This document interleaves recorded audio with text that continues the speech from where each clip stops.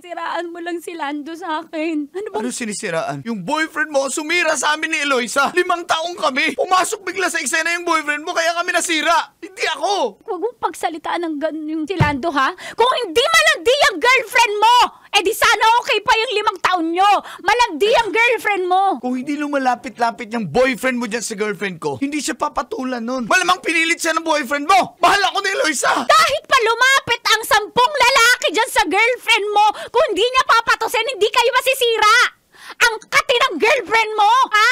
Isang lalaki lang magparamdam, akala mo na napakaganda, ha? Feeling maganda. Hindi yung girlfriend ko ang kalaban dito. Yung boyfriend mo. Hindi. Yung Lando na yan yung Makate. Kahit may girlfriend na siya, niligawan niya pa rin yung girlfriend ko. Ganon din naman yung girlfriend mo!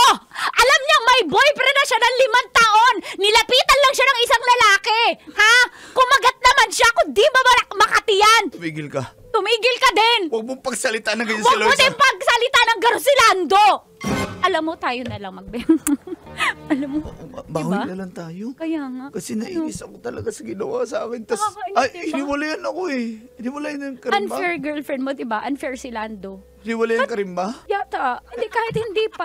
Unfair Babawi sila tayo. pareho, diba? Maging unfair na din tayo. Ba tayo magiging fair? Huwag nating intayin gumanti ang tadhana. Tayo na ang gaganti. Pero mali yung paghihiganti eh. Kala ko ba, Gon? Mahal ko si Eloisa. Hindi naman porke mahal mo, hindi ka na magsa-side trip. Okay lang. Hindi ko mahal ko yung girlfriend ko, kaya wag mo akong ganyanin. Hindi mo mahal? Mahal ko. Mahal ko din, pero tinan mo, mahal daw nila tayo, pero nagbembang ng iba. Oo nga, no? Diba? Sige na nga, babawi tayo. Sige. Katrina. Jack. Katrina. Jack.